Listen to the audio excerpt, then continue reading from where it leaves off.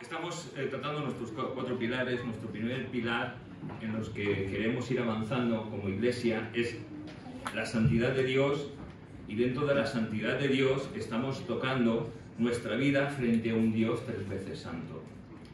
Tomando versículos de base como Isaías 6.3, Apocalipsis 4.8, Primera de Pedro capítulo 1, versículos del 15 al 22, que son los que vamos a leer en esta mañana. Vamos a Primera de Pedro, capítulo 1, versículos del 15 al 22. Yo he escogido la Nueva Traducción Viviente, que dice lo mismo, pero con unas palabras que para mí son más comprensibles. Si queréis escuchar o buscarlo como vosotros deseáis, dice así: pero ahora sean santos en todo lo que hagan, tal como Dios, quien los eligió, es santo. Pues las Escrituras dicen: sean santos porque yo soy santo. Recuerden que el Padre Celestial, a quienes ustedes oran, no tiene favoritos. Él los juzgará o los recompensará según lo que hagan. Así que tienen que vivir con un reverente temor de Él durante su estadía aquí como residentes temporales. Pues ustedes saben que Dios pagó un rescate para salvarlos de la vida vacía que heredaron de sus antepasados. No fue pagado con oro ni plata, los cuales pierden su valor, sino que fue la preciosa sangre de Cristo, el Cordero de Dios que no tiene pecado ni mancha. Dios lo eligió como rescate por ustedes, mucho antes de que comenzara el mundo, pero ahora en estos últimos días Él ha sido revelado por el bien de ustedes. Por medio de Cristo han llegado a confiar en Dios y han puesto su fe y su esperanza en Dios, porque Él le levantó a Cristo de los muertos y le dio una gloria inmensa. Al obedecer la verdad, ustedes quedaron limpios de sus pecados. Por eso ahora tienen que amarse unos a otros como hermanos, con amor sincero. Ámense profundamente de todo corazón. Amén. Vamos a orar. Señor, te damos gracias por tu palabra, Señor, y queremos presentarte la exposición de ella en esta mañana, Señor, para que tú nos hables, Señor, para que tú nos confrontes, para que podamos entender lo que tú nos quieras decir en esta mañana, Señor, y sobre todo para que tú seas glorificado. Gracias te damos, Señor. Gracias te damos, oh Padre bueno. Gracias te damos, Espíritu Santo, que estás en medio de nosotros. Gracias, oh bendita Trinidad. Gracias damos en el nombre que es sobre todo nombre, el nombre de nuestro Señor Jesucristo. Amén. Voy a intentar recordar brevemente pequeños matices de lo que dimos la semana pasada. Hablamos que la palabra que define santidad en hebreo es la palabra hebreo es kadosh, que significa separado. Y hacíamos una pregunta: ¿pero separados de qué? Pues yo creo que todos sabemos que para qué hemos sido separados. Separados para Dios. Aquí todos de acuerdo, ¿verdad? No hemos sido separados para hacer lo que queramos, hemos sido separados para Dios, para vivir con Él y andar con Él todos los días de nuestra vida. Y ahora que somos hijos de Dios, ¿cómo es nuestra vida? ¿Cómo es tu vida? ¿Cómo es mi vida frente a un Dios que es tres veces santo, a un Dios que es bueno, a un Dios que es omnipotente, a un Dios que es todopoderoso, a un Dios que no nos necesita, pero que por gracia ha venido a buscarnos? Desde antes de la fundación del mundo, cada uno de los que estamos aquí, que somos hijos de Dios, estábamos ya en el corazón de Dios. Y eso es maravilloso, ¿verdad? Recordamos que cuando el Señor vino a nuestra vida, cuando Él vino a nuestro encuentro, fuimos sellados con el Espíritu Santo. El Espíritu Santo nos identifica a cada uno de nosotros como que somos hijos de Dios. En el tiempo de la tribulación habrá una marca que se pondrá sobre las personas que no son hijos de Dios. No sabemos lo que es, sabemos que estará sobre o nuestra mano derecha o en nuestra frente. Y eso distinguirá de los que son hijos de Dios de los que no lo son. O sea, los que son hijos de Dios no llevan ninguna marca, y los que sean pues no hijos de Dios llevan esa marca. Y nosotros tenemos esa marca, el Espíritu Santo que mora dentro de nosotros. Hemos sido sellados por la gracia y por la misericordia de Dios. Tenemos que recordar que el Espíritu Santo es sensible a nuestra obediencia o a nuestra desobediencia, a vivir para Él o a vivir para nosotros. Es sensible y eso marcará si andamos en la santidad o no andamos en la santidad, si somos sensibles a la voz del Espíritu Santo y le obedecemos. También tenemos que recordar que podemos entristecer al Espíritu Santo. O sea, lo podemos contristar. Contristar significa entristecer, afligir, apagar la alegría de alguien. Imaginaos lo sensible que es el Espíritu Santo que mora en nosotros. Yo creo, sinceramente, que ni tú ni yo tenemos idea o percepción de que el Espíritu Santo mora en nosotros. No sé si tú, yo creo que no. Porque si no, nuestra vida sería una vida totalmente distinta, en que las 24 horas del día Dios estaría siendo glorificado. Y ojalá lleguemos al punto de que totalmente en nuestra vida Dios sea glorificado. Podemos pensar, pero es que eso es imposible, eso es una utopía. Entonces, si es una utopía, pues hagamos lo que queramos, ¿no? Comamos y bebamos, hermanos, que mañana moriremos. ¿Qué estamos haciendo? ¿Que deseamos venir a una reunión, servir a Dios, alabarle, cantar y bailar? No es ninguna utopía. Cuando Pablo decía, sed imitadores de mí como yo de Cristo, Pablo estaba a una altura espiritual a la cual nosotros tenemos que llegar, para llegar a poder decir, sed imitadores de mí, como yo lo soy de Cristo. Todos nosotros estamos llamados así, a esa altura espiritual. No es una altura que no se pueda llegar. Lo que pasa es que no queremos muchas veces llegar a esa altura, porque llegar a esa altura espiritual significa que tiene que haber santidad en nosotros, en nuestra vida. Y la santidad implica incondicionalmente decir sí a Dios en todo y hacer morir nuestra vieja naturaleza con sus deseos y apetitos. Otra pregunta que nos íbamos haciendo y que creo que se contestó la semana pasada, y si no la contestaremos en esta semana, en el día de hoy: ¿puedo dejar de ser santo? Y lo ilustramos con dos personajes. Uno que encontrábamos en Primera de Reyes, capítulo 13, un profeta de Dios, un varón de Dios, que fue engañado por otro profeta que nos habla y nos indica como que en su tiempo fue utilizado por Dios, pero que ahora mismo estaba muy lejos de Dios, porque hizo desobedecer a este hombre de Dios y por la desobediencia de este hombre de Dios le vino la muerte. Imaginaos, por una desobediencia, por un hombre que le dijo que él también era un profeta de Dios y que le había dicho Dios, un ángel que se le había revelado, que fuera a su casa a descansar. Y hasta aquí todo parece muy, muy bien. Pero ¿qué es lo que nos ha dicho Dios? Porque a él le dijo unas directrices determinantes. Vuelve por camino diferente al que has llegado al rey. Vuelves por ese camino diferente, no te detengas, no te pares, no comas hasta llegar a tu casa. Pero claro, le viene otro hombre y le dice, es que un ángel, yo soy profeta como tú y un ángel me ha dicho esto, que vengas a mi casa a descansar. ¿Qué cuidado tenemos que tener? Tenemos que pedir al Señor discernimiento. ¿No creéis? Vale. Porque yo creo que somos tan fáciles de engañar. Pero ¿sabéis una cosa? Cuando Dios te da unas directrices, te las ha dado a ti.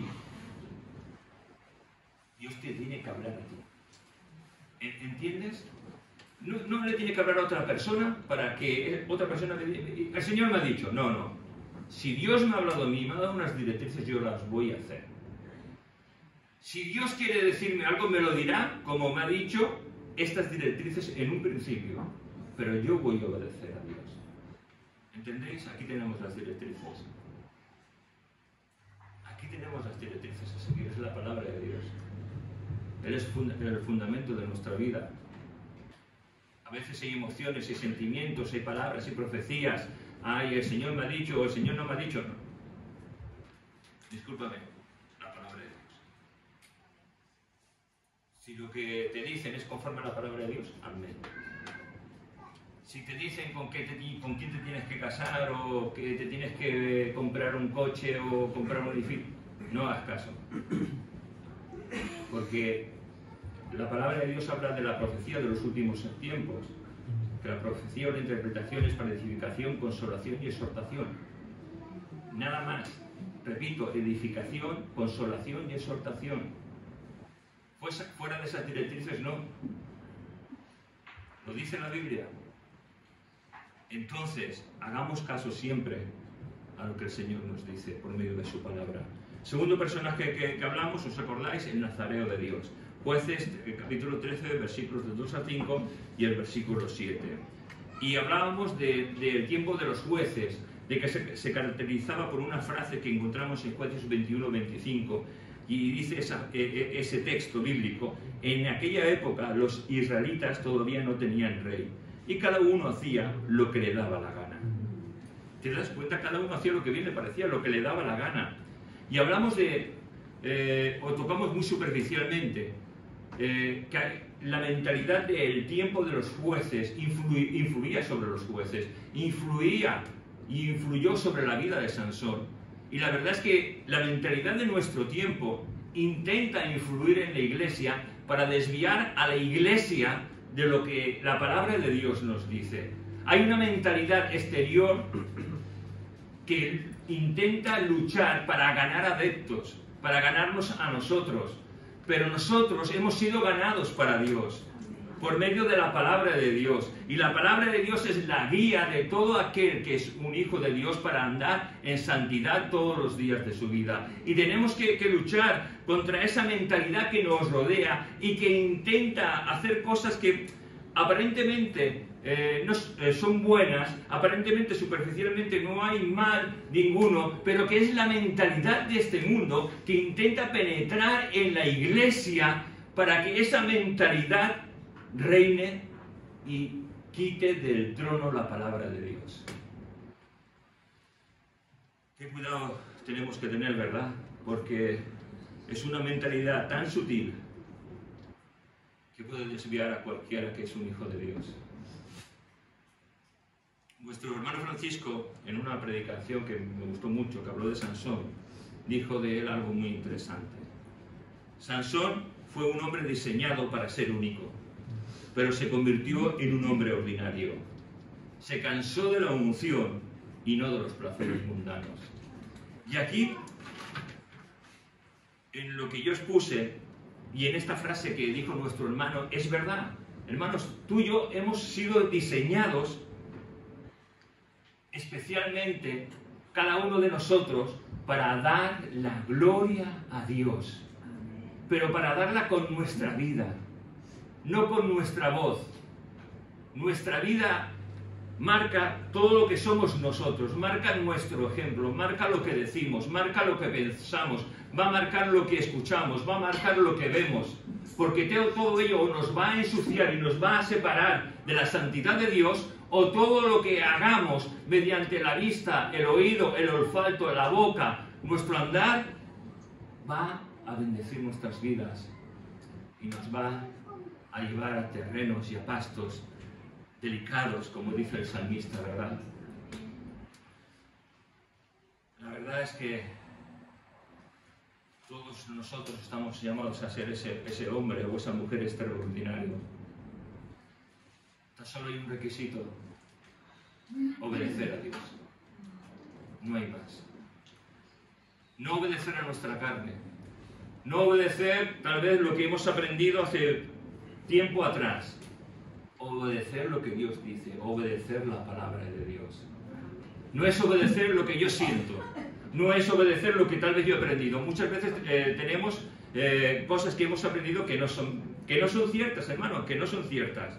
Que han sido tradición, que se ha metido dentro de nuestras iglesias, dentro de nuestra manera de pensar, y la tradición es muy bonita, pero no es lo que dice la palabra de Dios. La palabra de Dios nos insta a todos nosotros a buscar a Dios con todo el corazón, a buscarle, a amarle, a honrarle y glorificarle con toda nuestra vida, para poder ser santos como Dios es santo. Hoy voy a intentar, tengo dos personajes más pero para hablar y otros dos personajes más, pero que iremos hablando, aunque hoy intentaremos tocar tan solo uno. Es un rey de Israel. Es un rey que me gustó. De los reyes que voy a hablar son reyes que me han gustado. Este es rey de Judá. Él se llama Joás. Pero yo le he puesto un nombre. Yo le he llamado el ingrato. Y veréis por qué. Ser líder o liderar es algo muy difícil. Aun cuando Dios te llama y tienes un llamado de parte de Dios, liderar siempre es muy difícil. Y para los que lideramos, hay dos cosas que aún lo hacen más difícil. Y que tenemos que estar muy conscientes de ello para estar siempre por encima de ello. Una de las cosas que nos hace difícil, y que es lógica, el liderar, son las personas con las que tratamos. A veces esperamos cosas que no vamos a poder recibir. A veces necesitas ayuda y no te van a ayudar.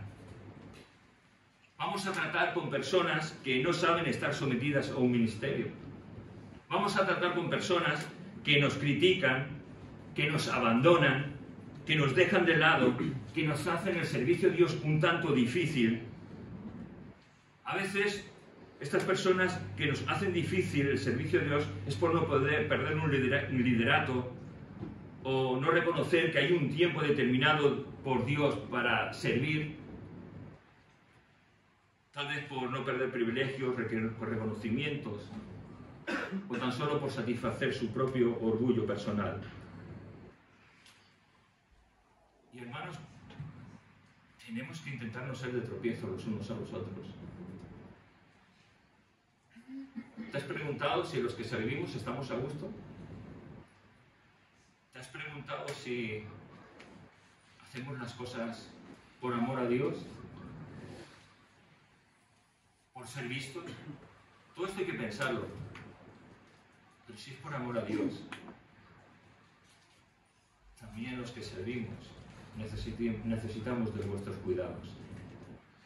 Y la otra cosa tan importante, que es un peligro también para aquellos que sirven, es uno mismo. Es el peor de los peligros. Sobre todo cuando Dios deja ser el guía de tu vida. Y Dios puede dejar el ser el guía de la vida de alguien que sirve a Dios. Cuando nos convertimos en meros profesionales de lo que hacemos. Cuando yo soy un mero profesional de la predicación, cuando yo soy un mero profesional de la música, cuando yo soy un mero profesional de lo que sea, de la escuela dominical, de lo que sea,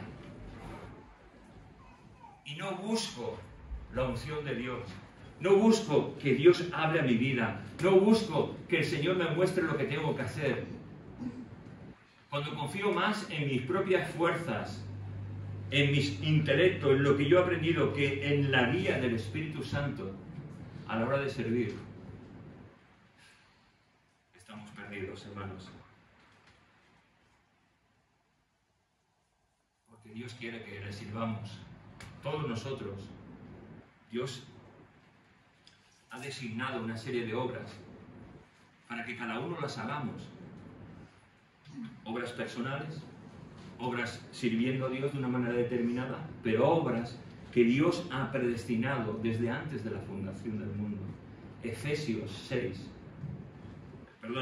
2, capítulo 10. Y visto esto, vamos a ver la historia de Joás. Joás, cuando empezó a reinar, era tan solo un niño de edad de 7 años. Su padre fue el rey Ocosías, que muere. Y Atalía, que era la madre del rey Ocosías, la abuela de los hijos de sus nietos que tenía, entre ellos Joás, en vez de cuidarlos, en vez de procurar enseñarles en los caminos de Dios, ¿qué es lo que hace? Los mata a todos. La abuela coge, fiaos de las abuelas,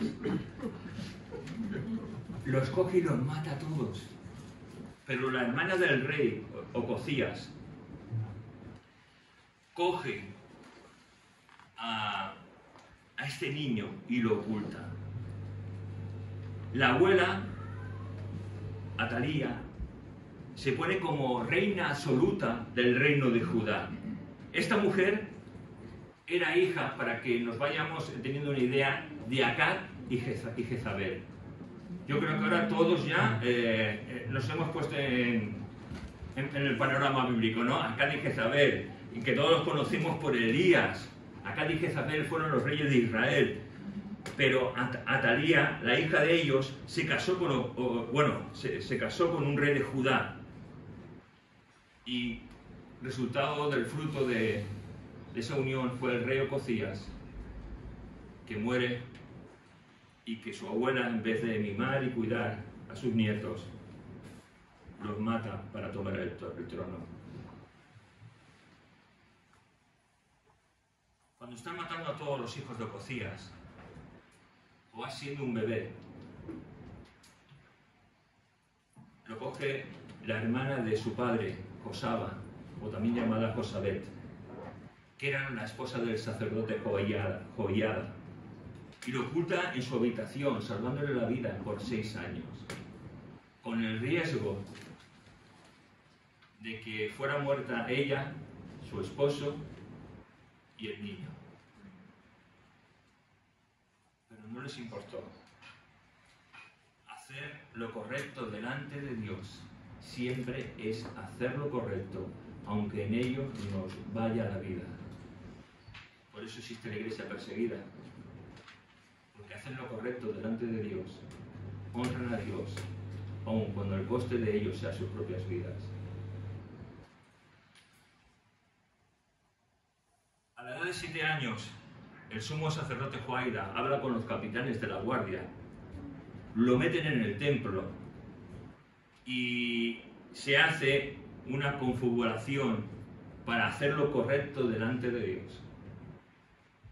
Y cogen a Joás y lo proclaman rey de Judá. Cuando Atalía, su abuela, oye todo este estruendo, oye que en el templo están diciendo viva el rey, que está sonando las trompetas, ella se va corriendo hacia el templo, y cuando ve a ese niño de 7 años sentado en una especie de trono y todo el mundo proclamando, gente del pueblo, soldados, viva el rey, ella dice traición, traición. Traición, vaya. Y el sacerdote Joiada manda que a ella y a todos los que le sigan a ella sean muertos. Porque la única manera a veces de erradicar el pecado es con la extinción. Con el pecado no se puede jugar, hermanos.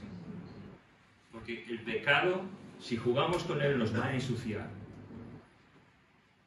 Y estos hombres hicieron lo correcto delante de Dios. Y hacer lo correcto, hermanos, siempre trae bendición, aunque el coste de ello pueda ser el perder la vida. Vamos a ir al texto de la historia para que lo veáis. Segunda de Reyes, capítulo 11, versículos del 17 al 21. Dice: entonces Joiada hizo pacto entre Jehová y el rey y el pueblo, que serían pueblo del Señor, y asimismo entró el rey y el pueblo. Y todo el pueblo de la tierra entró en el templo de Baal y lo derribaron. Asimismo despedazaron enteramente sus altares y sus imágenes. Y mataron a Matán, sacerdote de Baal, delante de los altares, y el sacerdote puso guarnición sobre la casa de Dios. Después tomó los jefes de las centenas, los capitanes, la guardia y todo el pueblo de la tierra, y llevaron al rey desde la casa de Dios y vinieron por el camino de la puerta de la guardia a la casa del rey. Y se sentó el rey en el trono de los reyes. Y todo el pueblo de la tierra se regocijó, y la ciudad estuvo en reposo, habiendo sido Atalía muerta a espada junto a la casa del rey. Era Joás de 7 años cuando comenzó a reinar. Qué bueno es hacer justicia, ¿no? Sí. Hicieron justicia delante de Dios y delante de los hombres. Pues que la justicia de Dios la vemos como algo muy lejano y somos nosotros más buenos que Dios. Porque a veces parecemos más buenos que Dios. ¿No te has dado cuenta? Y solo Dios es bueno. Nosotros somos comparsas que nos creemos que somos buenos. Fijaos las palabras que estoy utilizando. Dios es bueno, no el hombre. Y Dios todo lo que hace es bueno y justo y recto. Hermanos, qué importante es hacer lo correcto delante de Dios. Repito, aunque vaya nuestra vida en juego. Eso es tener santidad, eso es honrar y glorificar a Dios. Y eso producirá en nosotros un despertar espiritual. Fijáis, voy a leer otro texto, 2 de Reyes 12:2. Y Joás hizo lo recto ante los ojos de Dios todo el tiempo que le dirigió el sacerdote Joiada. Y Joás hizo lo recto delante de Dios. Qué bueno es tener una persona que te guíe para hacer lo correcto delante de Dios. Qué bueno es tener siempre a alguien en el que puedas confiar, que puedas descargar tus penas, que puedas descargar tus temores, y que sea tan espiritual, que te guíe siempre en la palabra de Dios. Sea un pastor, sea un amigo, sea quien sea, pero alguien que te guíe siempre en los caminos de Dios, aunque se pueda perder la amistad. Qué bueno es eso. Pero yo me hago una pregunta. Este versículo a mí me hace como, no sé, como ver una intriga, ¿no? De decir, ¿pero por qué estás diciendo esto a la Biblia, no?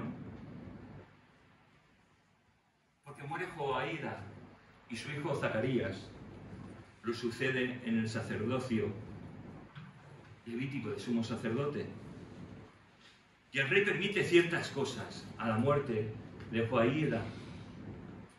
Y tal vez el rey empieza a enfriarse y a hacer lo que bien le parece en vez de acordarse de las guías y de las enseñanzas de su maestro Joiada. Porque todo el tiempo que estuvo bajo la dirección de él fue un tiempo de bendición para su vida, un tiempo de bendición para el rey de Israel, de Judá, perdón. Pero permite ciertas cosas que estaban mal delante de Dios. Mira, vamos a leerlas. Segunda de Crónicas, capítulo 24, versículos del 15 al 22, dice: Mas Joiada envejeció y murió lleno de días. De 130 años era cuando murió, y lo sepultaron en la ciudad de David con los reyes, por cuanto había hecho bien con Israel y para con Dios y con su casa.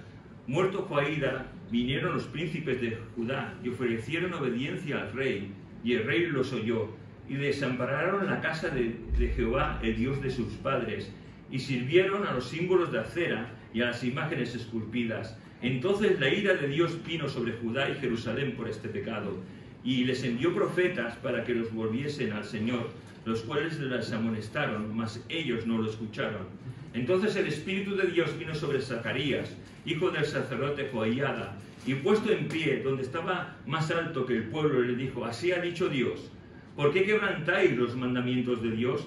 No os vendrá bien por ello, por haber dejado al Señor, Él también os abandonará.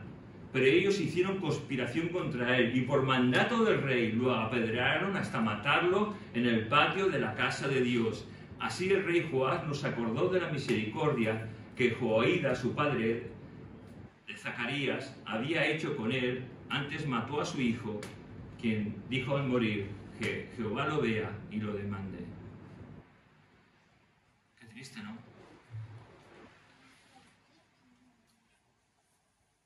¿Cómo es nuestra fe, hermanos? ¿Cómo es nuestra santidad? ¿Depende de lo que te diga una predicación? depende de lo que se diga, si te gusta o no, o de si Dios te confronta, nos confronta o no. Depende de la guía de un pastor, de los líderes de la iglesia. He llegado a conocer hermanos que lo que dijera el pastor o un hermano mediante una profecía o una interpretación de lenguas lo tomaba tan literal que aunque fuera distinto lo que la palabra de Dios, lo tomaba como palabra de Dios. Y hermanos, todo aquello que difiere contra la palabra de Dios no es palabra de Dios. No es palabra de Dios. Tristemente yo he visto profecías acerca de sanidades que han acabado con la muerte del que iba a ser sanado. Después todo eso se espiritualiza.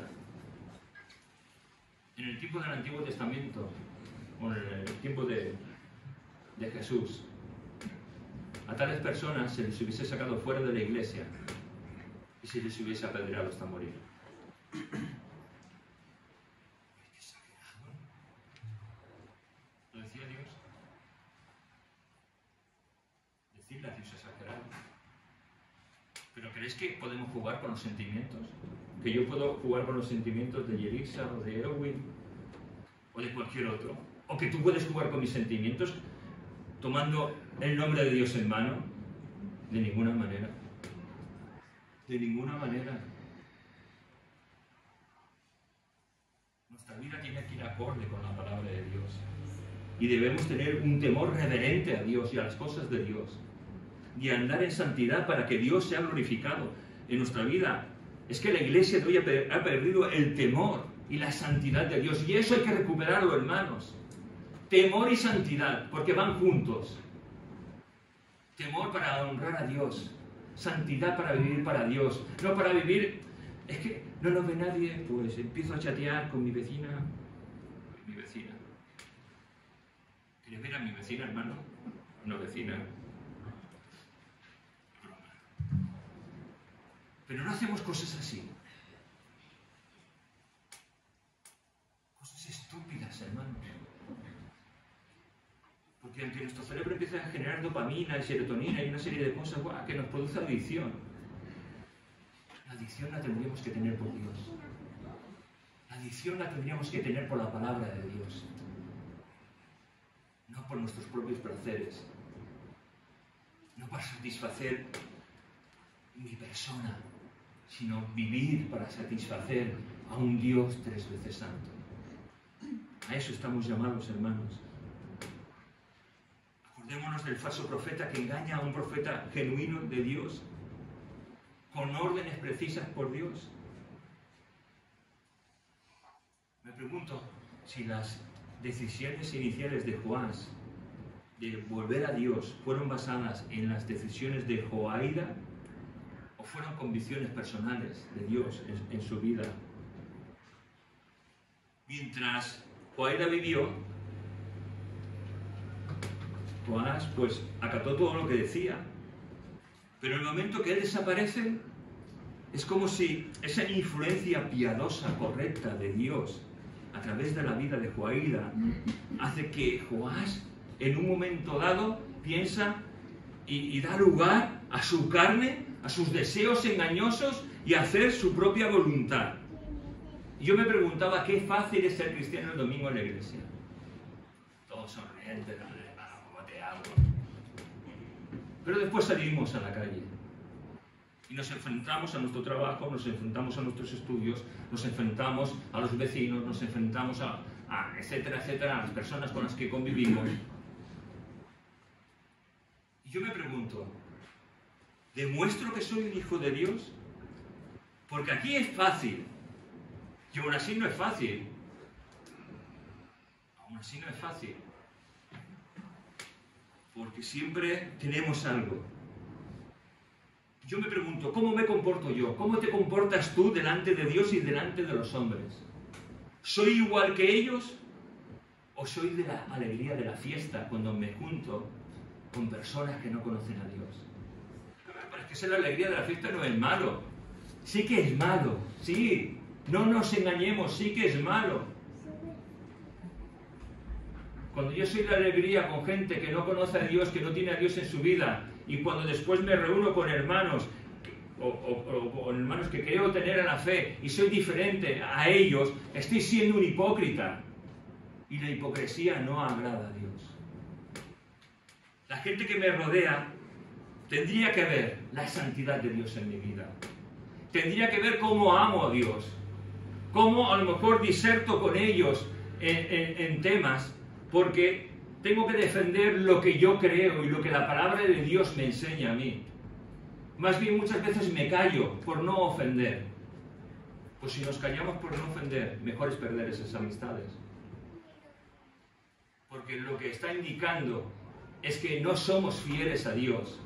Y sí somos fieles a esas personas que no queremos tal vez ofender, porque somos hijos de Dios.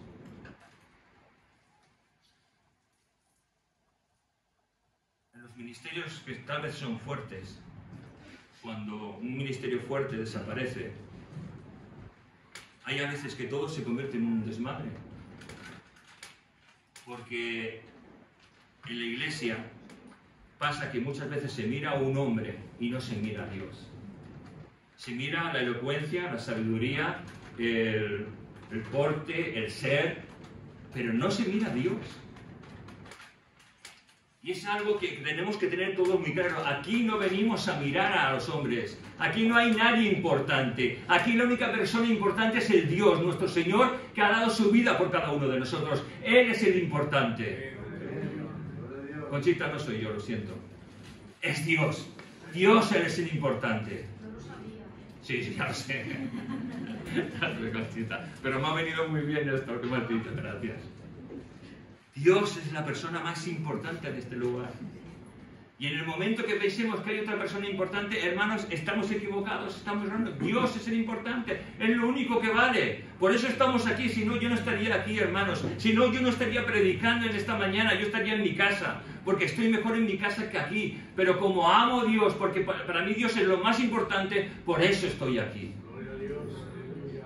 Y por eso todos estamos aquí, porque creo que es Dios lo más importante. Si no, estaríamos todos nosotros en nuestras casas.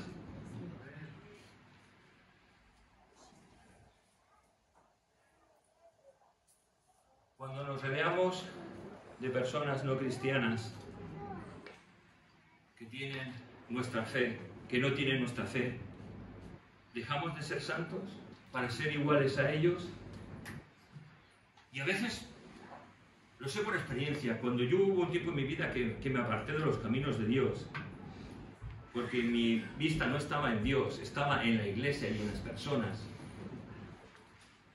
Con las personas que yo me juntaba, satisfacían mi necesidad interior de estar bien.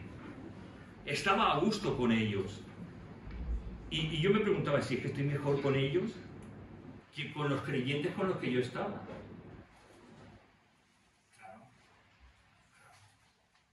Siempre vamos a estar mejor con no creyentes que con creyentes. Sobre todo si los creyentes con los que estás son íntegros.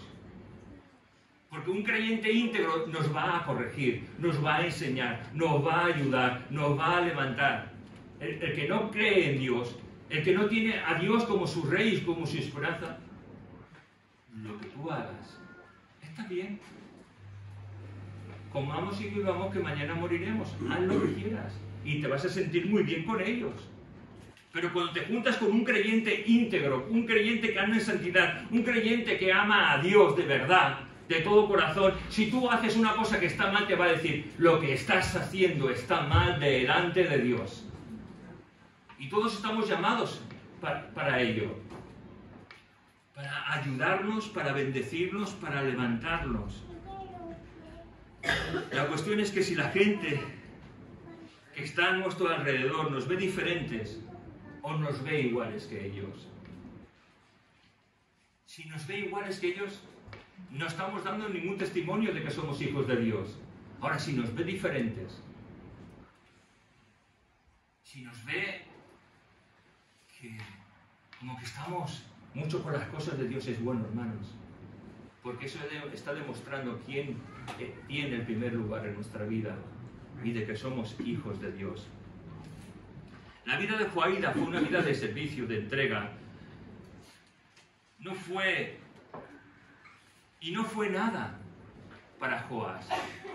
Joaída, su esposa, arriesgaron su vida para poder hacer lo correcto delante de Dios y para preservar la vida a Joás. Pero llega un momento en el que pienso, Joás, no fue nada para ti ese sacrificio que hicieron, porque podían haber acabado con su vida. Era mucho más fácil no hacer nada. Hermano, cuando muchas veces nosotros hablamos con vosotros o os intentamos enseñar o corregir o cualquier cosa, nos es más fácil no deciros nada. Nada de nada. Lo difícil es deciros, con el amor de Dios, lo que estás haciendo está mal, te estás equivocando. Entonces, como iglesia tendríamos que preguntarnos, ¿queremos que se nos corrija para bien de nuestra vida o no queremos? Y aquí cada uno responde delante de Dios. ¿Quiero o no quiero? ¿Soy como el templo de los jueces que hago lo que bien me parece?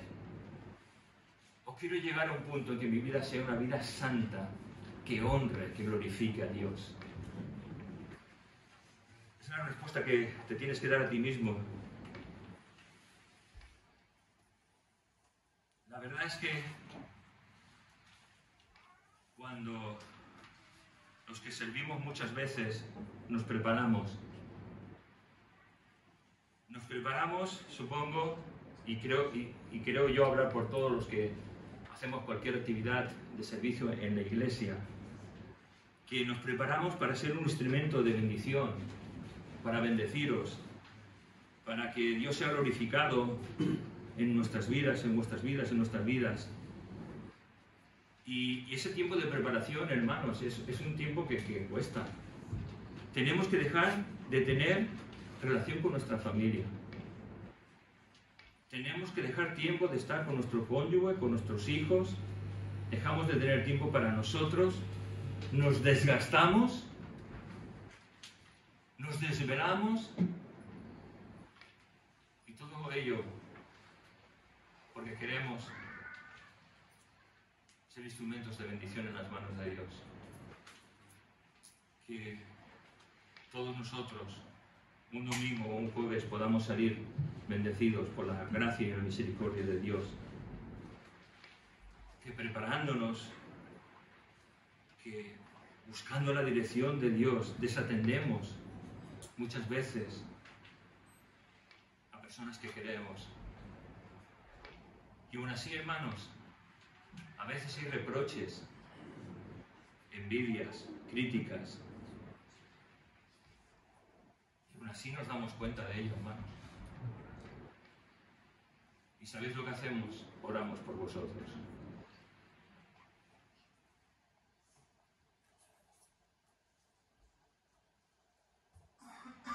Sin importar el dolor que tal vez podamos sentir. Si nos queréis o no nos queréis, con diferencias entre nosotros o sin diferencias, oramos y deseamos que Dios os bendiga. Os atendemos sea la hora que sea, sin favoritismos. Dejamos a veces de comer por salir corriendo para un hospital. Dejamos de trabajar a veces para escucharos. Os intentamos cuidar. Y los que servimos, velamos por vosotros, aunque vosotros no nos cuidéis a nosotros. Esta semana pasada llevo unas cuantas malas semanas, os pido que oréis por mí. Y yo me hacía una pregunta, y en esa pregunta, sinceramente, me indigné conmigo mismo, no sé por qué. Y yo me preguntaba, ¿quién cuida al que cuida? ¿Entendéis? ¿Quién cuida al que cuida? Enseguida tuve una respuesta, ¿no? Dios. Pero la cuestión es si como iglesia somos como Joás, que no honramos a aquellos que les sirvieron. Honramos a los que sirven, los respetamos, les amamos. Los que servimos a Dios en lo que sea, ¿nos tomamos en serio nuestra labor como Joaída? ¿Dedicamos nuestra vida al servicio de Dios y de los hombres? ¿O simplemente el servir lo hacemos por una realización personal, o porque nos gusta, o porque deseamos ser reconocidos por ello? Ojalá sea siempre por amor a Dios y por servir a los hombres. Los que servimos somos diligentes a la hora de prepararnos y de servir a Dios, o lo hacemos todo con queja. Mira, si servimos quejándonos, y todos servimos, más vale dejar de hacerlo.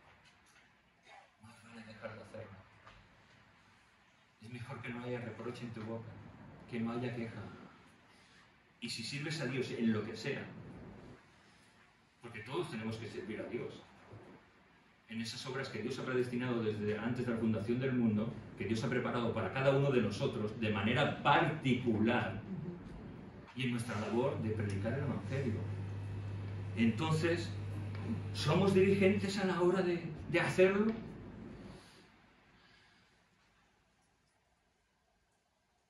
¿Nos tomamos en serio nuestra labor como hijos de Dios?